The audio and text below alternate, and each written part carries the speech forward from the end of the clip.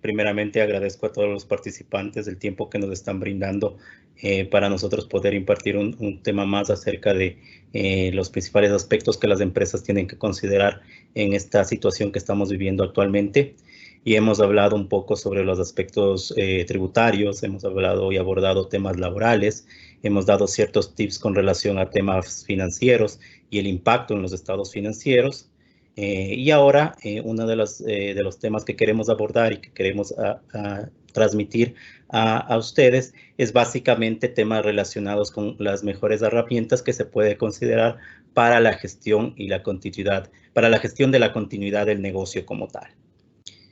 Este concepto originalmente nació por aspectos tecnológicos, básicamente un plan de continuidad del negocio, si de cierta forma ha sido concebido para administrar aspectos de carácter TI. Sin embargo, en este momento esto va mucho más allá, ya no solo el aspecto tecnológico es lo que nos demanda que nosotros manejemos una continuidad, sino básicamente que abordemos a todos los procesos como tal.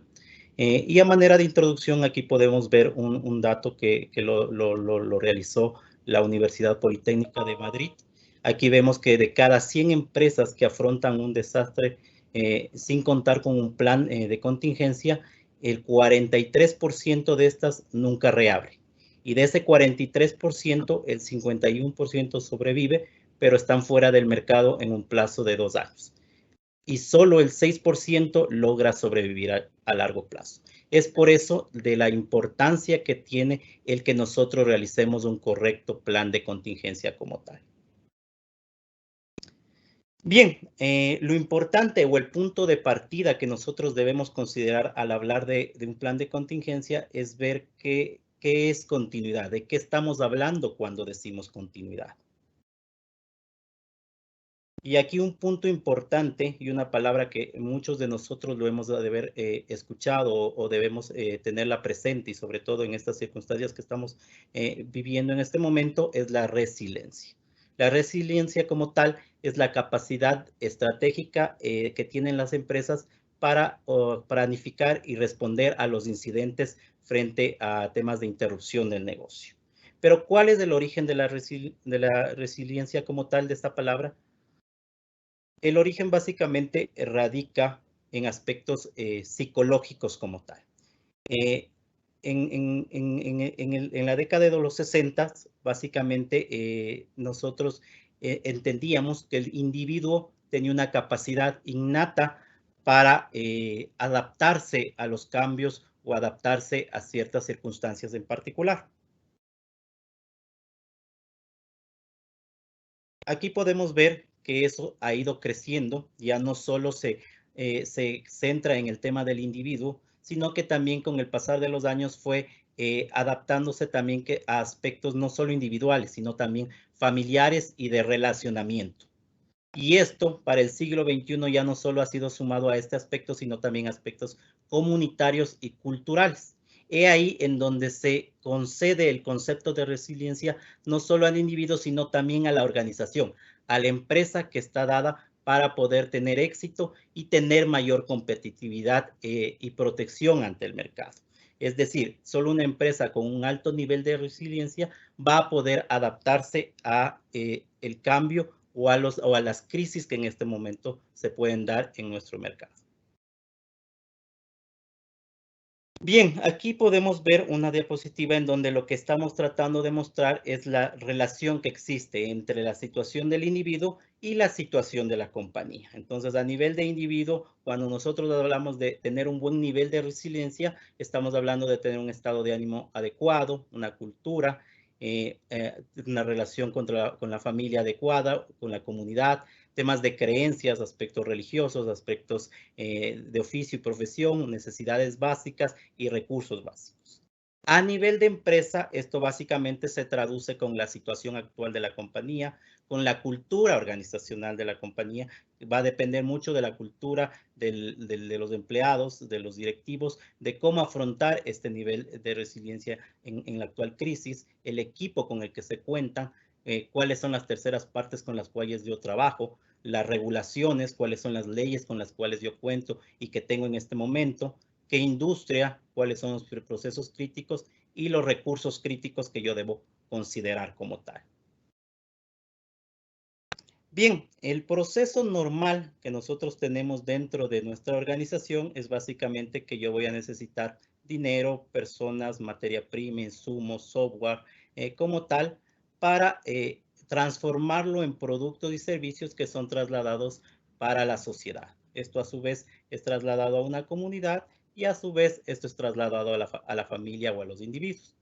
De tal manera que esto cumple un ciclo que después regresa nuevamente este dinero a la empresa como tal.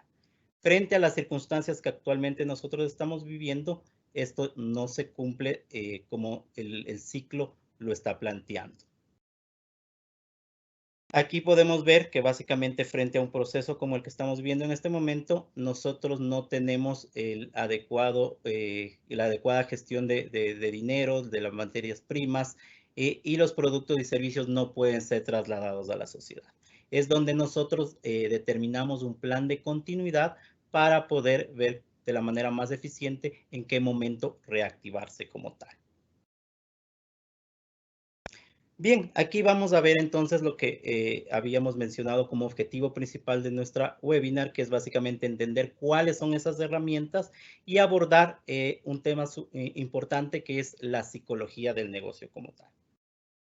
Bien, actualmente estas son las herramientas con las cuales nosotros podemos gestionar la continuidad del negocio. Más adelante vamos a explicarles básicamente la metodología que nosotros podemos adoptar para implementar estas herramientas, pero básicamente nosotros debemos considerar que primeramente existe un BCM. ¿Qué es este BCM? Es un Business Continuity Management, por sus siglas en inglés, que es básicamente el manejo de la continuidad del negocio.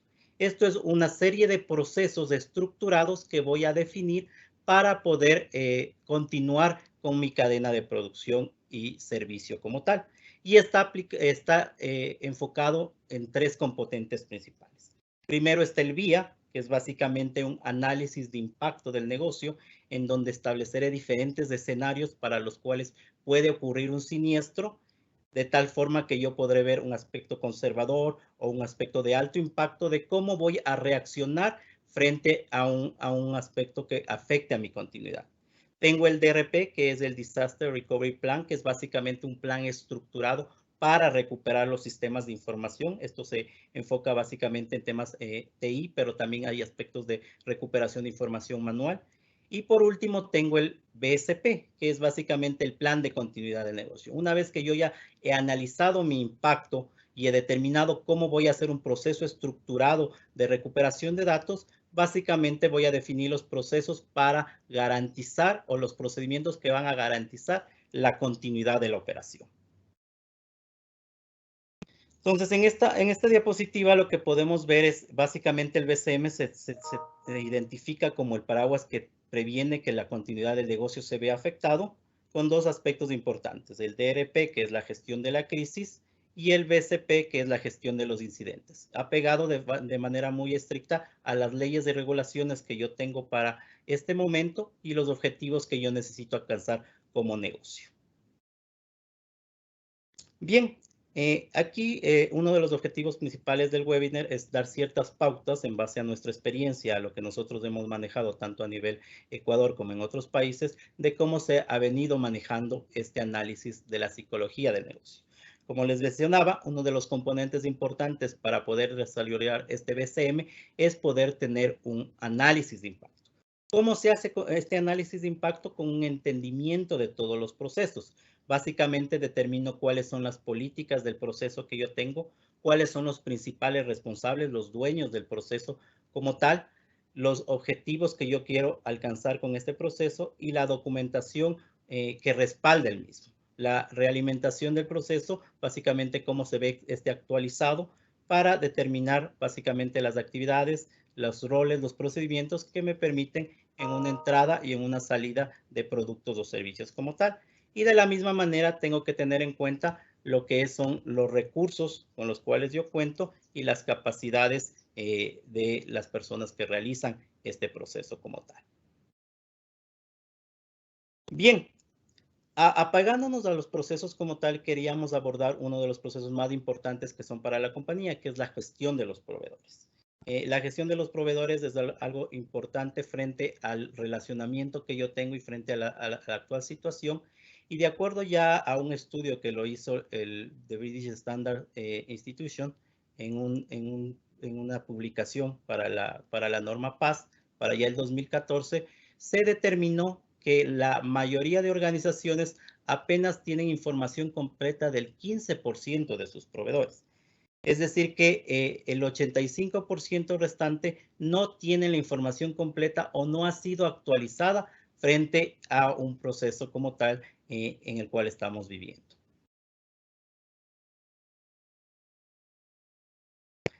Y aquí básicamente lo que les queremos mencionar son ciertos tips en particular que se quisiera mencionar para ver cuáles son los mejores mecanismos que debemos tener al momento de realizar un proceso de identificación de los proveedores. Primero deberíamos analizar cuáles son los cambios de control accionario, cambios a nivel gerencial. Normalmente, ¿qué pasa? Que uno de nuestros proveedores estratégicos puede tener cierto cambio accionario y en este momento nosotros consideramos que para ellos somos un cliente estratégico de la misma manera, pero por cambio de matriz, por cambio de directivos, tal vez ya no somos considerados de esa forma. Entonces nosotros deberíamos básicamente actualizar esa información y poder ver cuál es la realidad que tenemos en este momento. Adicional, vemos temas de resarcimiento por temas tecnológicos que puede causar el proveedor o procedimientos que tienen que manejarse en la área informática como tal. Estas son ciertas pautas que quisiéramos mencionarlas, las que están resaltadas con rojo son las que les comento porque son las más importantes, pero ese es uno de los temas que nosotros como administradores del proceso debemos llegar a conocer. Todo esto básicamente se enfoca en el guía que les había mencionado para tener un entendimiento como tal. Aquí básicamente queremos mostrarles ciertas pautas que nosotros tenemos que considerar al momento de analizar los proveedores. Uno de los aspectos que debemos saber es si los contratistas que nosotros estamos teniendo en este momento, a su vez tienen subcontratistas que van a brindar algún otro servicio y que en lo cual nosotros también deberíamos conocerlo y saber el grado de accesibilidad que esto puede afectar a mi operación.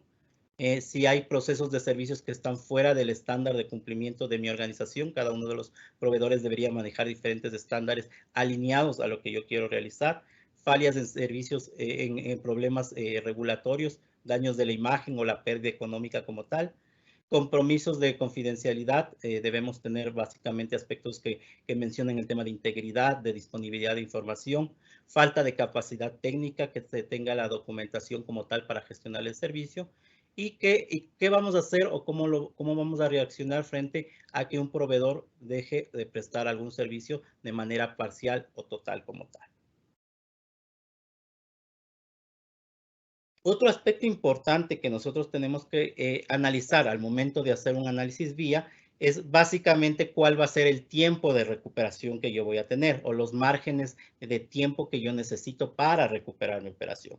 Y aquí tenemos diferentes indicadores que nos menciona la metodología en donde hablamos de los temas más importantes como es el RTO, que es el tiempo de recuperación, el RPO, que es el grado de dependencia para la actualidad de datos, el MTD, que es el máximo tolerable que yo voy a tener para poder estar en un proceso de caída, y el rol, que es básicamente los niveles mínimos de recuperación.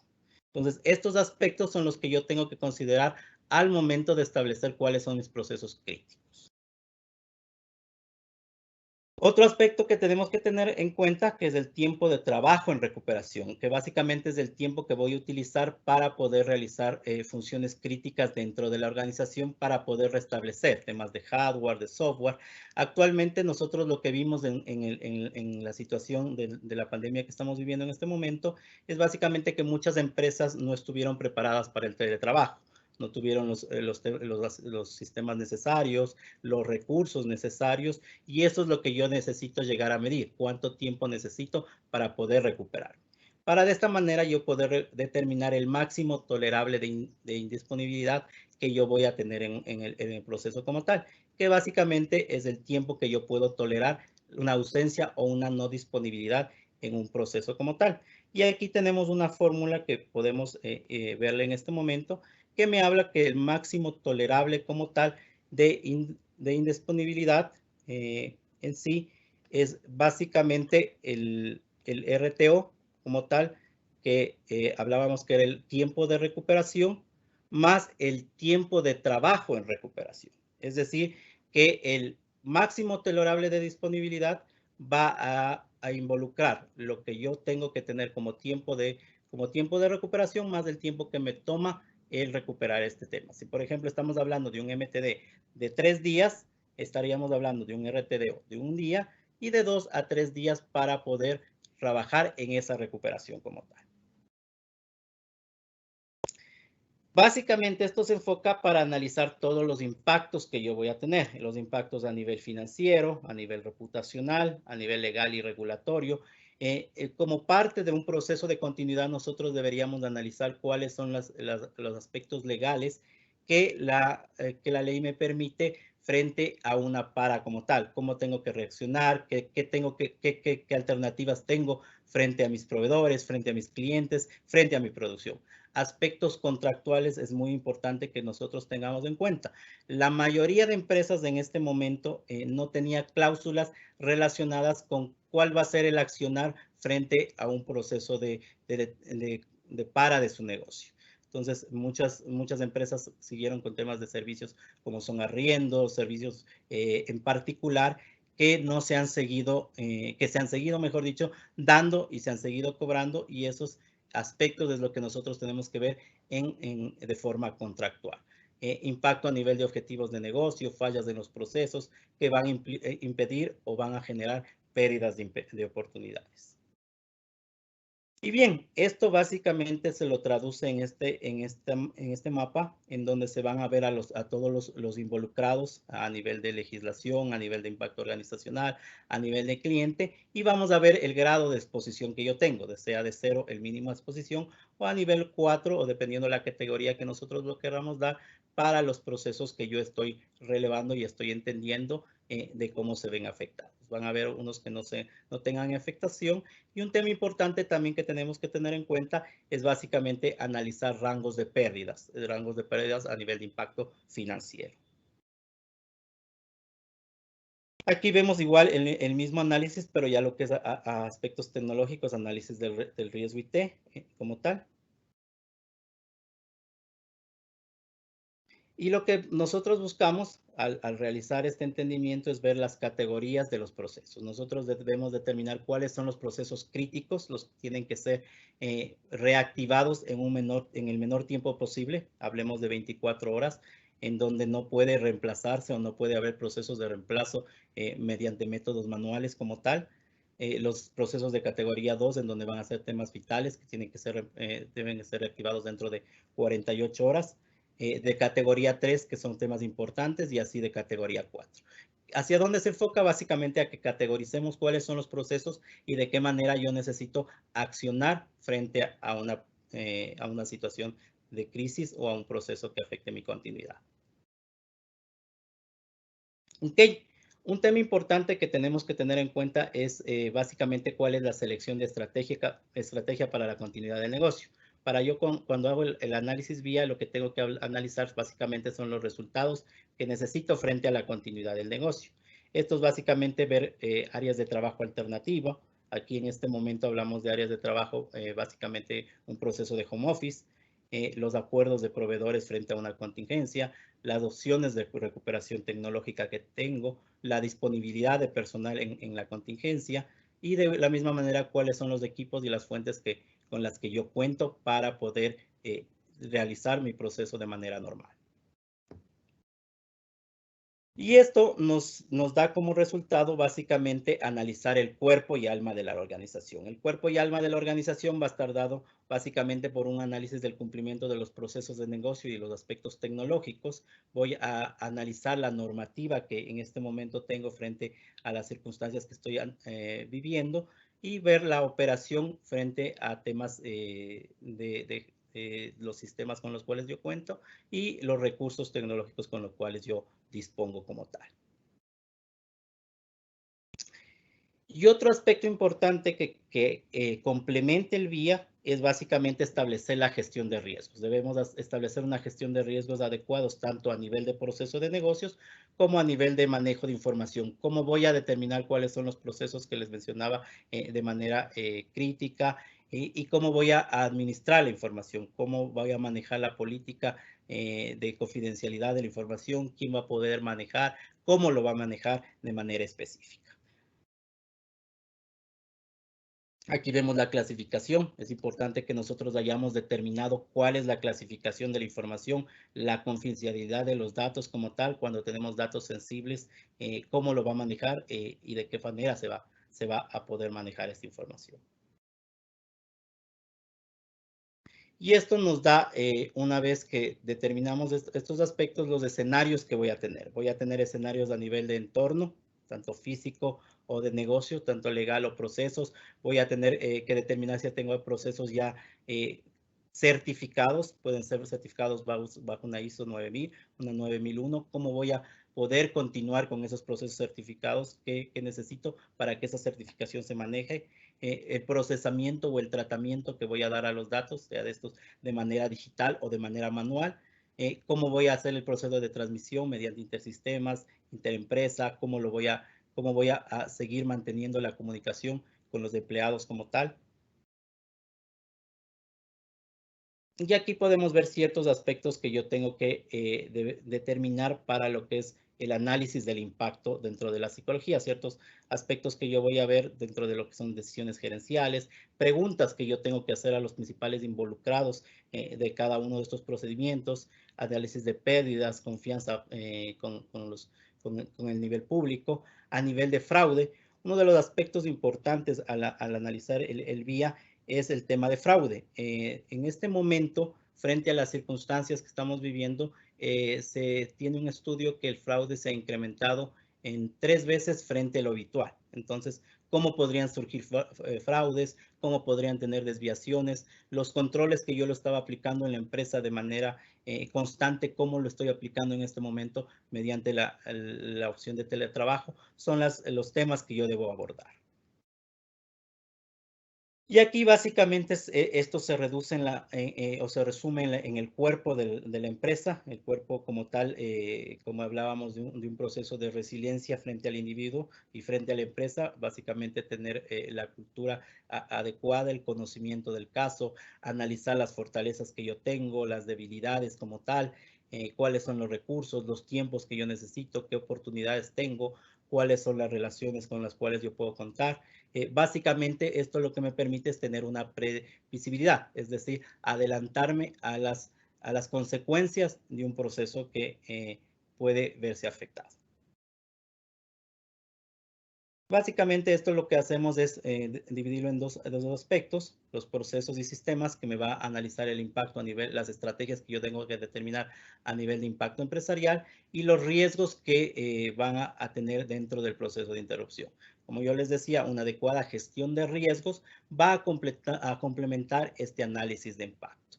Y el programa de revisión básicamente está conformado por el VIA y este análisis de riesgos y un análisis de los cambios. Aquí un tema importante es que cuando estamos analizando el impacto dentro de nuestros procesos, tenemos que tener constante seguimiento sobre los cambios que se realizan sobre los mismos. Es decir, si hay un cambio de personal, si hay un cambio de la persona que lo maneja, del jefe o dueño del proceso, eso debe estar adecuadamente documentado y actualizado como tal. El monitoreo y la revisión del vía es importante, eso tiene que serlo de forma periódica, normalmente de manera anual, y tiene que ser parte de un proceso de testeo. Una vez que yo he analizado los procesos críticos, he determinado el impacto que estos tienen, he analizado una gestión de riesgos, yo lo que debo hacer es someterlo a un proceso de testeo, sea de manera real o de manera simulada, para ver que este se está adecuando a la realidad como tal. ¿De qué depende básicamente el resultado? Básicamente va a depender mucho de las actividades que están soportándose a nivel prioritario y un aspecto importante del compromiso de la alta gerencia. La alta gerencia tiene que estar comprometida y tiene que conocer la importancia de tener estos mecanismos para que los mismos puedan funcionar y que dentro de la cultura se vaya adaptando como tal. Determinar los temas de dependencia, incluyendo los socios y proveedores como tal, y que ellos también cumplan este proceso de continuidad. Bien, en resumen, nosotros hemos visto en este momento el análisis de impacto. Ahora, para poder entender los estándares de la continuidad, nosotros manejamos una ISO, la ISO 22301, que es una de las normas que regulan el proceso de la continuidad, si bien no es la única, y que en este momento Santiago Bedoya, que es el gerente encargado también del área de riesgos, les va a compartir. Muchas gracias.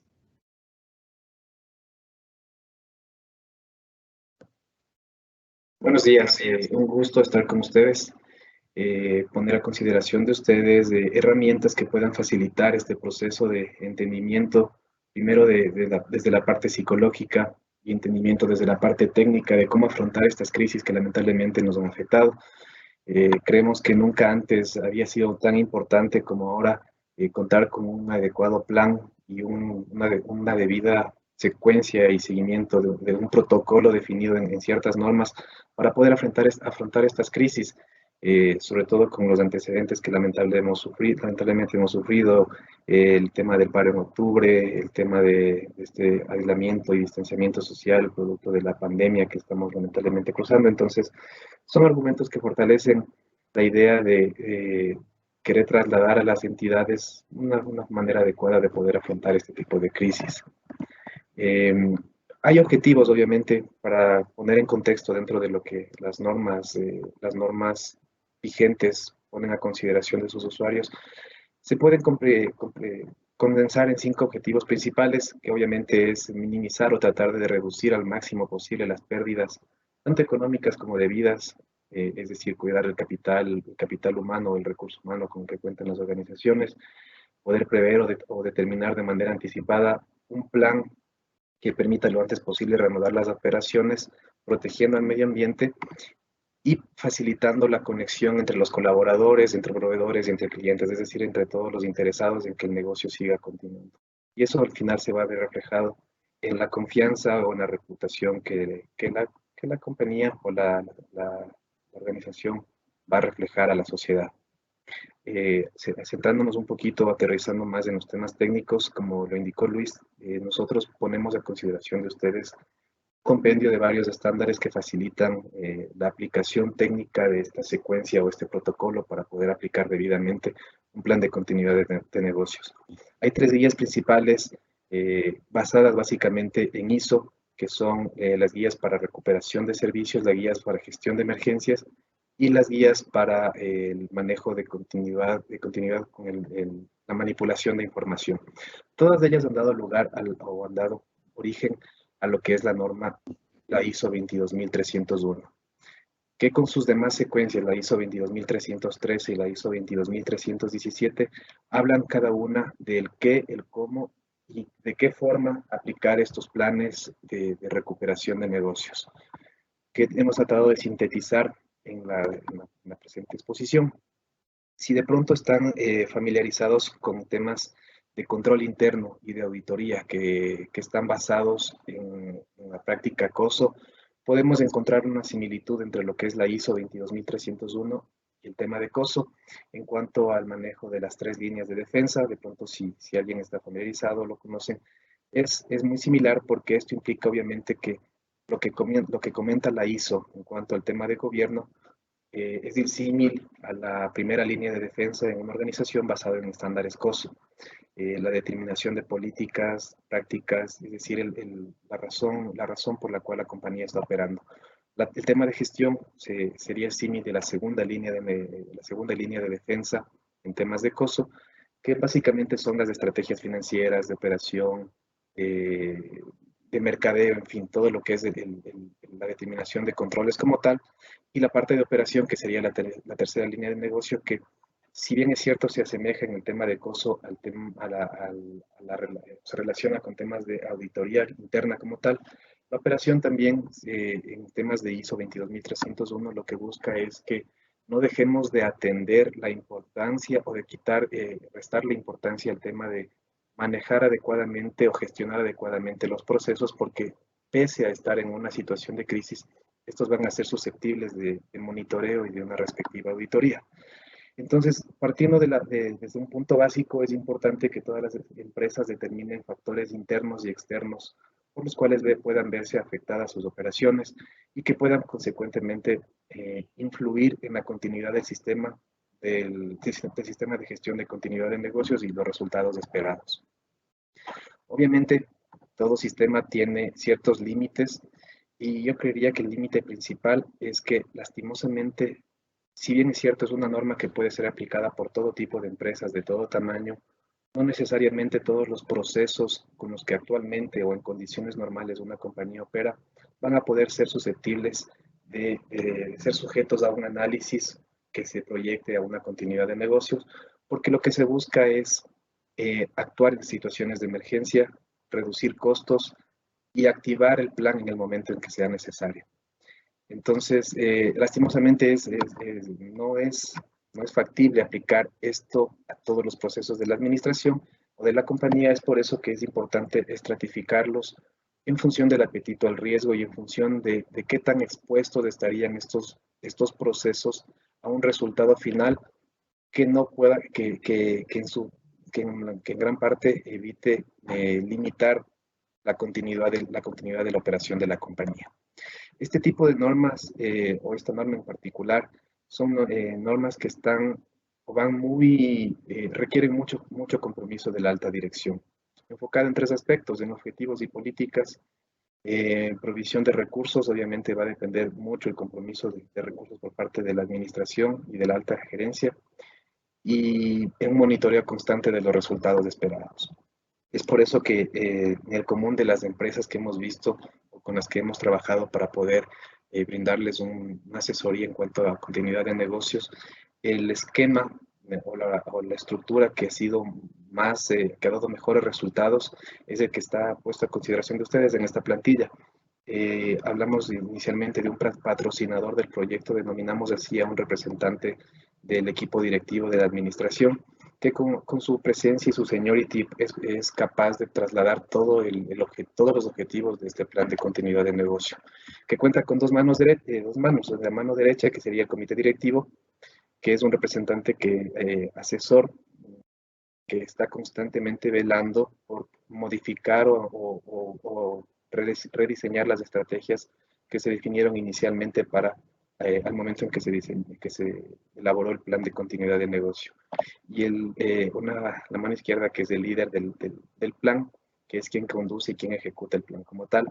Un jefe del proyecto que está subordinado al comité directivo, que es quien está planificando y gestionando el proyecto para determinar las tareas a ejecutarse puntualmente por cada uno de los dueños de los procesos y a su vez por cada uno de los colaboradores que formarían parte de este plan de continuidad de negocio. Como indicaba, lamentablemente no toda la administración, inclusive no todos los empleados pueden ser susceptibles de formar parte de este plan.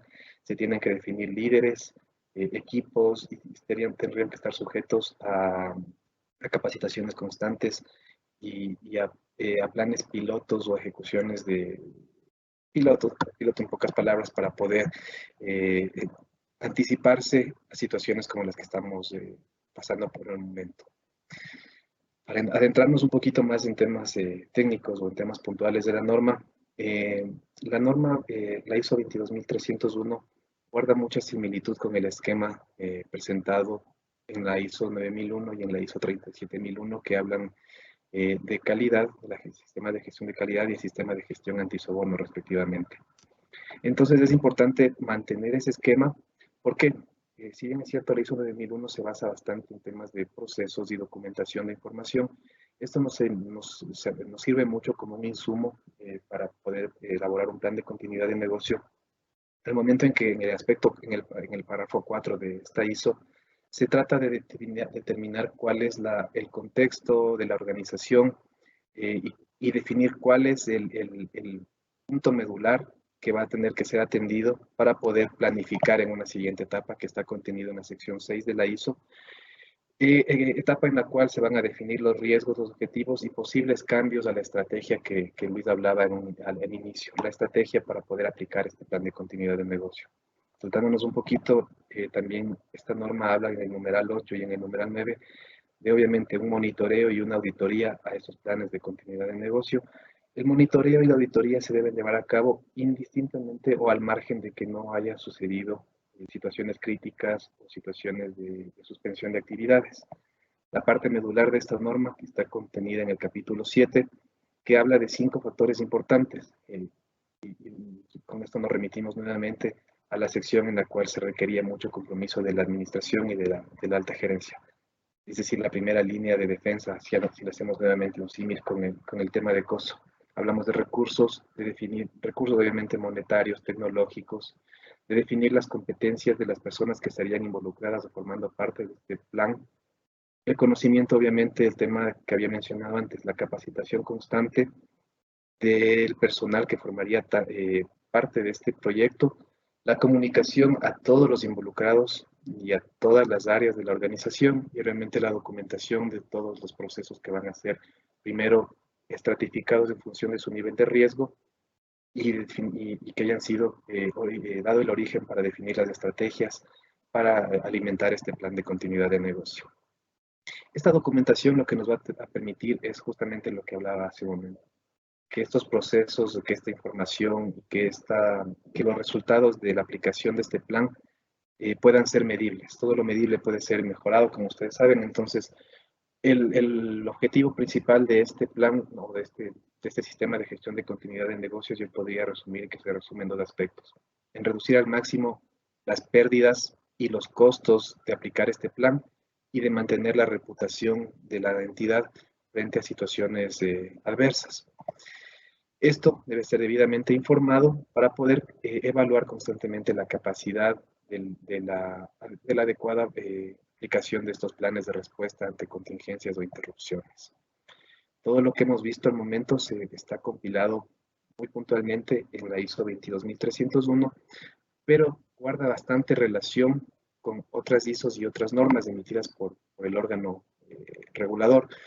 La primera norma, obviamente, al hablar tanto de riesgos y al hablar mucho de que solamente los procesos críticos son los que van a tener que ser evaluados, estratificados y monitoreados para poder ponerlos en marcha ante una crisis, lo podemos encontrar básicamente con una metodología mucho más extensa en la ISO 31000, que habla de gestión de riesgos, y en su símil también, que es la PAS 200, que habla del sistema de gestión de riesgos. Y también esto es un insumo importante y da lugar a la aplicación de la norma que afortunadamente es muy familiar en el medio, es la norma de sistemas de gestión de información. Justamente para hablar de este tema, voy a dejarles, les comparto ahorita la intervención de Francisco Barragán, que es uno de los gerentes especialistas en el área de TI, también forma parte del equipo de Risk Advisory Services en BBVA.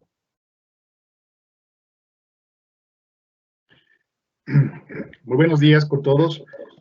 Un gusto poder compartir con ustedes esta mañana con esta presentación de varias estrategias que queremos compartir con ustedes en esta situación de desastre que estamos pasando en lo que es a nivel mundial, país y en cada una de sus organizaciones como tal.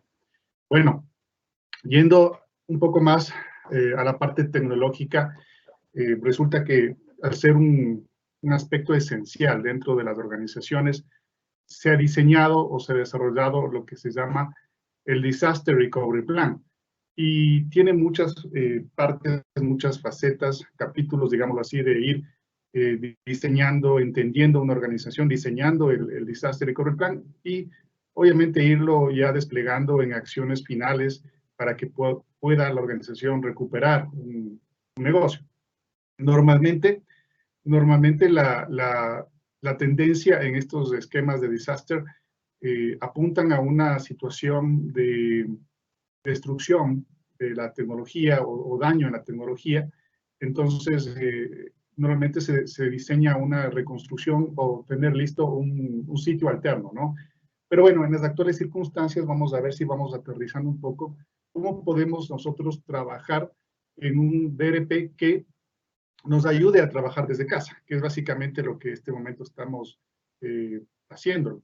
Entonces, miren, ustedes ahora están trabajando desde casa, se conectan mediante sus portátiles, algunos mediante tabletas o teléfonos, y para eso no es tan sencillo simplemente el hecho de tener los dispositivos en casa, sino habrá que implementar conexiones remotas hacia la infraestructura de la organización.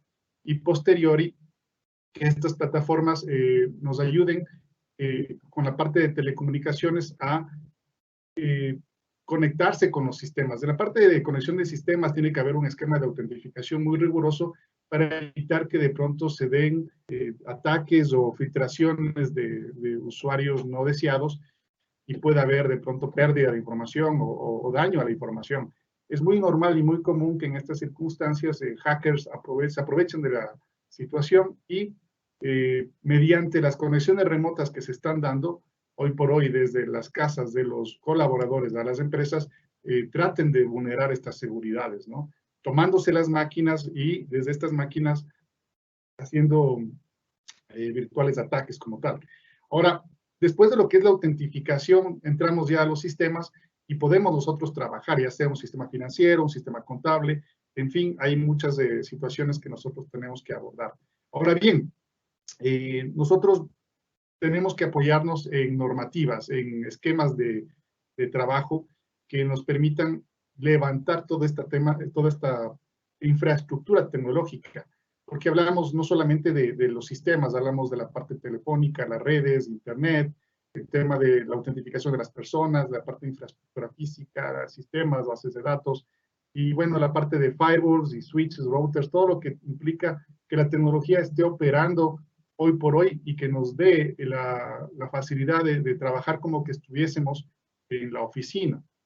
Importante ahora, y es una recomendación que cabe para todas las organizaciones, estamos aquí hablando con gerentes, CEOs, financieros, es que de pronto el área tecnológica pueda acudir una vez cada semana o una vez de cada 15 días a oficinas para evaluar cómo está la infraestructura tecnológica. Porque normalmente los esquemas de monitoreo y control se requiere la presencia física. Si no tienen cámaras o alguna forma de saber si es que está funcionando bien todo, es de vital importancia que puedan verlo, porque puede darse una situación en que haya un mal funcionamiento de un esquema de aire acondicionado, por ejemplo, un tema eléctrico, y podríamos tener daños sobre la infraestructura sin que lo sepamos. Entonces, hay muchas formas de manejarlo, de controlarlo remotamente, pero lo mejor siempre va a ser la presencia humana. Yo sé que en estas circunstancias es muy difícil, pero sí sugiero y recomiendo a todos nuestros clientes y personas que están atendiendo esta sesión que evalúen el poder visitar sus data centers con cierta frecuencia para evaluar la salud de los mismos, ¿sí? Ahora bien, yendo a lo que es estándares. Santi ya nos habló de ciertas metodologías que existen para poder recuperar el negocio. También lo abordó Luis. Existen las normas de la familia 22300, pero también estas se apoyan en las normas ISO 27000. Interesante, miren, para nosotros poder darle continuidad al negocio, tenemos que darle seguridad a los procesos de manejo de la información, tanto desde el manejo humano hasta el transporte de los datos, hasta lo que es la manipulación de los mismos. Entonces, el BCP, viéndolo desde un punto de vista completo, debe cubrir varias normas para poder dar la seguridad de que también este esquema de trabajo alterno pueda darles a ustedes el manejo adecuado de la información. Y para eso tenemos hay dos ISOs puntuales. El hecho de que nosotros nos conectemos desde nuestros hogares hacia las oficinas requiere seguridad. Y nos podemos apoyar en la ISO 27011, que básicamente aborda las directrices de gestión de seguridad para las organizaciones de telecomunicaciones. Podemos nosotros revisar qué nos sirve de esa ISO y adaptarla a nuestra organización. Normalmente esto lo tiene que tener nuestro cliente final, nuestro proveedor final, el que nos da a nosotros el servicio de Internet, pero nosotros estamos usando también telecomunicaciones para conectarnos y tenemos que ver qué parte de estos controles pueden sernos útil y trabajar con los mismos. Por otro lado, también tenemos la ISO 27017, la cual es una norma que nos va a entregar controles para los servicios en la nube. Nosotros, como firma BDO, tenemos ya muchos servicios en la nube global de BDO Internacional y gracias a eso hemos podido trabajar tranquilamente desde nuestras casas.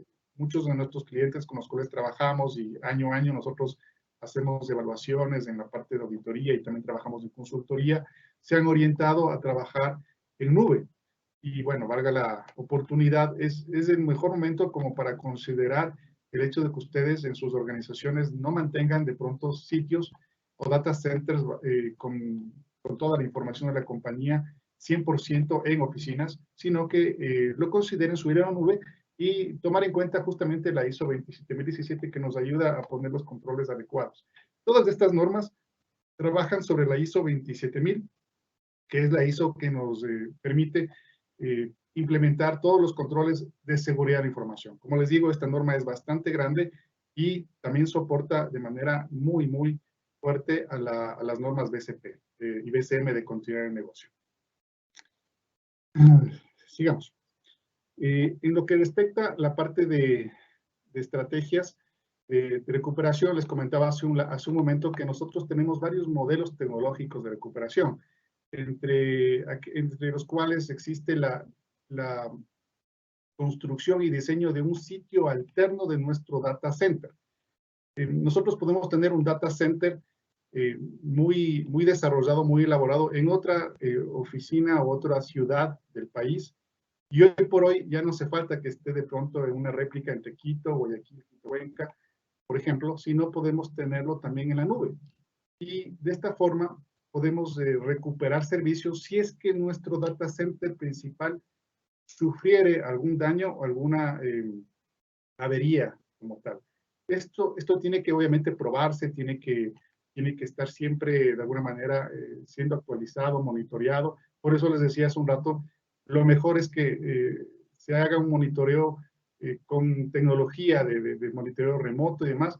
Sin embargo, sí vale la pena que se haga una inspección física con frecuencia para que los sitios de data center estén funcionando bien. Ahora, bueno, yendo a la parte de modelo de recuperación, en la parte tecnológica, tenemos varias versiones entre lo que es el hot site, que es un sitio alterno bastante completo en todo lo que tiene que ver los servicios que normalmente tenemos en el sitio principal. Tenemos prácticamente una copia, no 100% exacta, pero con bastante similitud al principal. Tiene un alto costo. El hardware es muy, muy similar al original, o sea, al sitio original. Las telecomunicaciones llegan a ser parciales porque como es un sitio alterno que lo estamos teniendo en reserva, en caso de que suceda algo, no debe estar 100%, digamos, conectado, parcialmente conectado. El tiempo de recuperación tiene que ser corto y la localización es fija, ¿no? Normalmente en nuestro país la circunstancia da de tener oficina principal Quito con su data center principal en Quito y la otra en Guayaquil. Y también a la inversa, cuando tenemos oficinas principales en Guayaquil, la inversa del sitio hot site en Quito. Tenemos el warm site, que es un sitio menos elaborado, digámosle, de costo medio, un hardware parcial, telecomunicaciones de igual parciales y tiempo de recuperación media. Hablabas hace un tiempo atrás, Luis, sobre el tema de recuperación. Aquí se maneja el tema del RTO, justamente. El RTO es el tiempo de recuperación de los servicios que nosotros podemos entregar en la parte tecnológica y la localización va a ser fija. Ahora, Yendo a un poco más, digamos, específicos en los mejores procesos de recuperación, y normalmente lo tiene la banca, son los mirror sites, o sea, los sitios espejos donde los costos llegan a ser extremadamente altos. El hardware es muy, muy completo.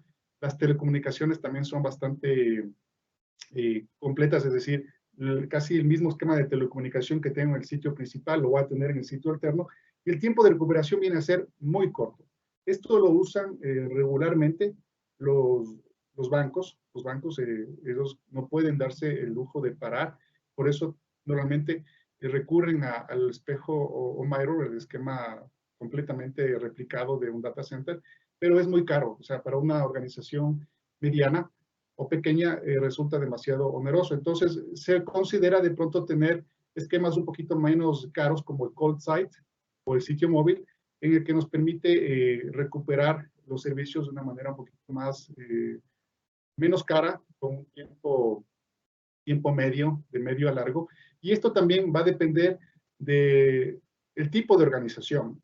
Insisto, toda la organización no va a ser igual. Necesitamos siempre hacer un análisis por cada una de esas y con esto determinar la mejor estrategia de recuperación.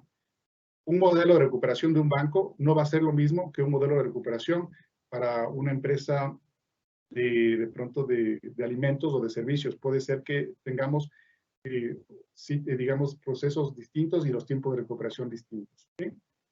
Eso todo lo que tenemos que hablar sobre los procesos de recuperación que normalmente manejamos en temas de ERP. Sigamos, por favor. En lo que respecta a las estrategias de recuperación, tenemos que tener en cuenta algo. Nosotros cuando auditamos, hacemos nuestras consultorías hacia nuestros clientes, siempre apuntamos a hacer una revisión completa de estos dos temas, el Business Continuity Plan o BCP y el Disaster Recovery Plan o el DRP. No podemos tener un DRP sin tener los objetivos claros del negocio. El BCP depende del DRP y el DRP depende del BCP en su diseño y desarrollo, ¿sí? Siempre vamos a apuntar a que estos dos esquemas o dos procesos den la continuidad a los servicios del negocio, ¿sí? Normalmente hablamos de que el BCP trabaja sobre personas e instalaciones y que el DRP sobre el tema tecnológico, pero tienen que estar trabajando en sintonía, deben estar sincronizados. Pero nosotros auditamos y encontramos diferencias entre un BCP y un DRP con respecto a los objetivos del negocio. Estas diferencias se traducen en observaciones, ¿sí?, de no cumplimiento. Normalmente en la banca o en organizaciones financieras, de seguros, y en otro tipo de organizaciones que tienen normativa bastante rigurosa, llegamos a tener este tipo de circunstancias. Pero lo más importante es que los modelos estén, como les decía, sincronizados, que estén desarrollados, documentados, y siempre hay que tener en cuenta los detalles que pueden implicar ciertos efectos o consecuencias en un proceso de interrupción. ¿Cuáles son esos detalles que para mí son los más importantes? Valga la oportunidad. El factor humano es el más importante dentro de un BCP. Si bien el tema de ERP o el tema tecnológico llega a ser crucial, el tema del manejo del personal es súper importante. Sin tener un BCP con aspecto del manejo de los colaboradores, no podemos levantar nuestros procesos de tecnología y no podemos darle continuidad al negocio, ¿sí? Tenemos que tener también claros los efectos financieros, los costos que se tienen que evaluar para poder implementar un DRP, y también los efectos ambientales, ¿sí?, como tal. Bueno, hemos resumido un poco lo que tiene que ver con el DRP, un capítulo muy, muy importante con respecto a la continuidad del negocio, y al momento podemos dar ciertas conclusiones como una recapitulación de todo lo que hemos venido aportando.